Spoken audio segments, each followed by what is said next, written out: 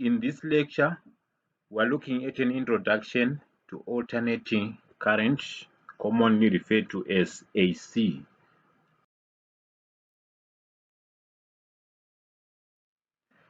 The term alternating refers to a voltage or current whose magnitude alternates between two prescribed levels and in a set time sequence.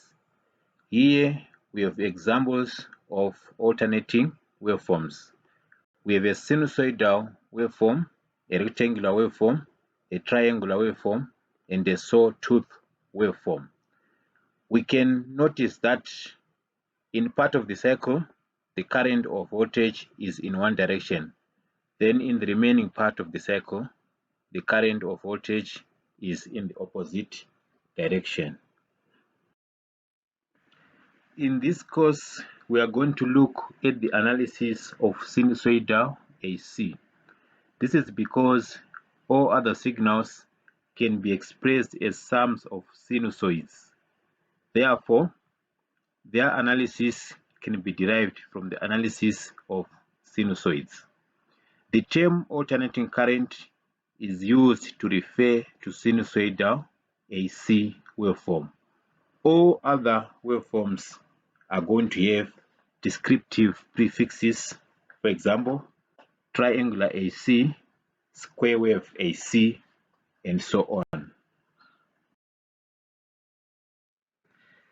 Let's make some definitions based on the AC waveform. A cycle is a portion of the waveform that is contained between two successive points that are in phase. A period is the time taken to complete one cycle. Frequency is the number of cycles in a second. Frequency and period are related by the formula F equals 1/T. Instantaneous value is the value of the waveform at a given instant. On the waveform, E1, E2, and E3 are examples of instantaneous values. Peak positive value is the maximum value of the waveform, and the peak negative value is the minimum value on the waveform. The peak-to-peak value is the difference in magnitude between the positive peak and the negative peak. Peak amplitude is the maximum value in magnitude of the waveform from the 0 point. These are the symbols that are used to represent AC voltage and current sources. On the left is the symbol for a voltage source. It has a sinusoid symbol inside the circle to indicate that it's alternating. So there is a difference from the one used for DC sources. On the right is the symbol for an AC current source. It is essentially the same shape as the one used for DC current sources. It is necessary to have a defined polarity for each AC source if the network contains several sources. The polarity of a source is indicated using plus and minus signs. These are not the actual polarities, but are polarities defined based on their relationship to a reference AC signal. The positive terminal is the one that will be positive during the positive part of the reference AC signal. The negative terminal is the one that will be negative during the positive part of the reference AC signal. The general mathematical expression for AC is AM sine omega t plus or minus theta. AM is the amplitude, omega is the angular frequency. Omega is equal to 2 pi over t, which is equal to 2 pi f. Theta is the phase angle. This is the angle at which the waveform crosses the time axis with a positive going slope. If the waveform crosses at a negative angle, theta is positive in the expression. If the waveform crosses at a positive angle, theta is negative in the expression.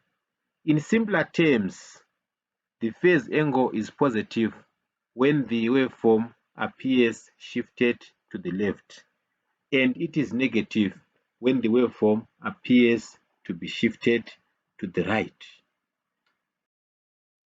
Using the symbols that are used for electrical voltages and currents, the expressions are: for current, Im sin omega t plus or minus theta; voltage, Vm sin omega t plus or minus theta; EMF, Em sin omega t plus or minus theta.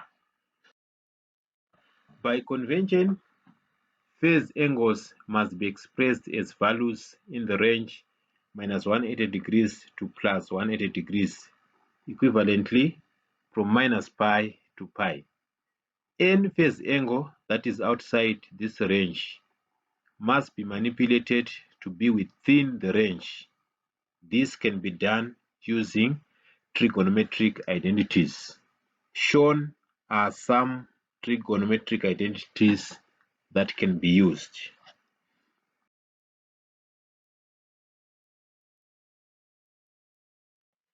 Here are some review questions in the form of an exercise. You will be required to identify the formula to use and then use it to calculate the required quantities. I'll leave this exercise for you to do on your own. The same applies to exercise 2. Do these questions again on your own. In exercise 3, I will do question A for you, and the rest you will do on your own. The solution for question A: from the expression in the question, we identify omega as being equal to 377. Therefore, frequency equals 377 over 2 pi, which is equal to 60 Hz. From the expression in the question, we identify the phase angle as being equal to 30 degrees. In the remaining questions, there's a question that contains cosine. You will need to change the cosine into a sine before interpreting the values the way we have interpreted in question A. The phase relationship between two AC waveforms is described using the terms leading and lagging. Leading is the waveform that reaches the maxima first. Lagging is the waveform that reaches the maxima next. When we are given mathematical expressions for the waveforms, the leading waveform is the one that has a greater phase angle, and the lagging waveform is the one that has the smaller phase angle. For example, given V equals 10 sine omega t plus 47 degrees and I equals 5 sine omega t minus 11 degrees, we notice that V leads I because V is a greater phase angle than I. The angle by which V leads I is 58 degrees. The phase difference is the difference between the two phase angles.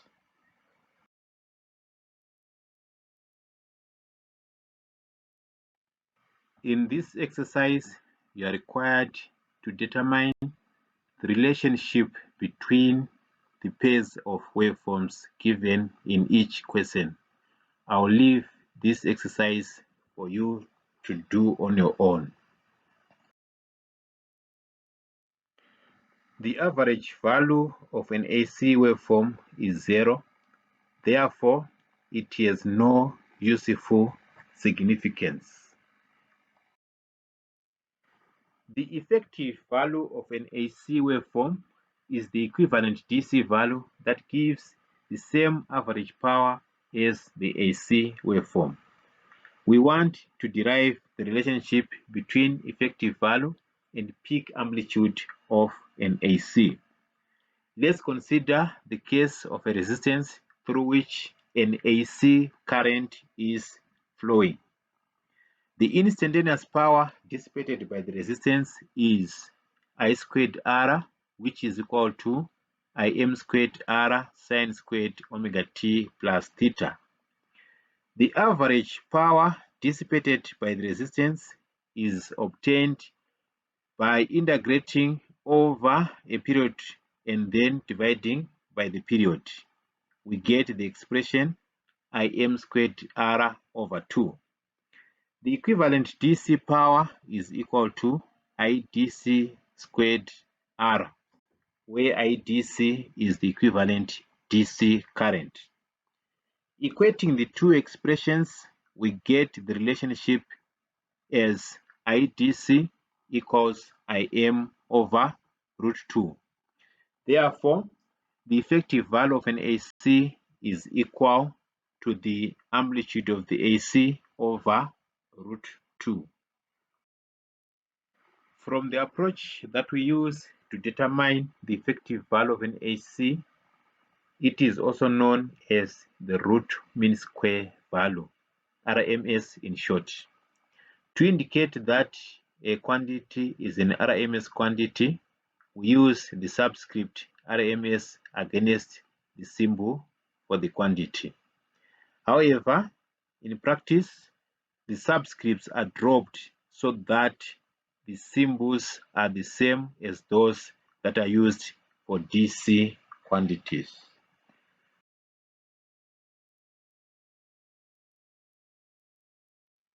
In this exercise, generally, we want to identify the peak amplitude of the AC and use it to calculate the RMS value.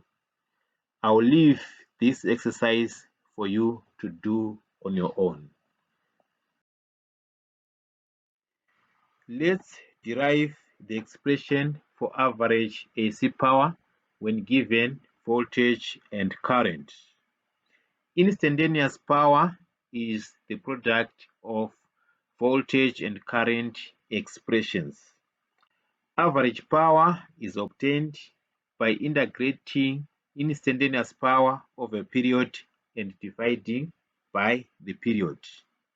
We obtain the expression for average AC power as P equals VI cos theta minus phi. V is the RMS voltage value, I is the RMS current value, theta is the phase angle for voltage, phi is the phase angle for current. Cos theta minus phi is known as the power factor of the circuit. Power factor is described as lagging or leading. It is lagging if current lags voltage, and it is leading if current leads voltage.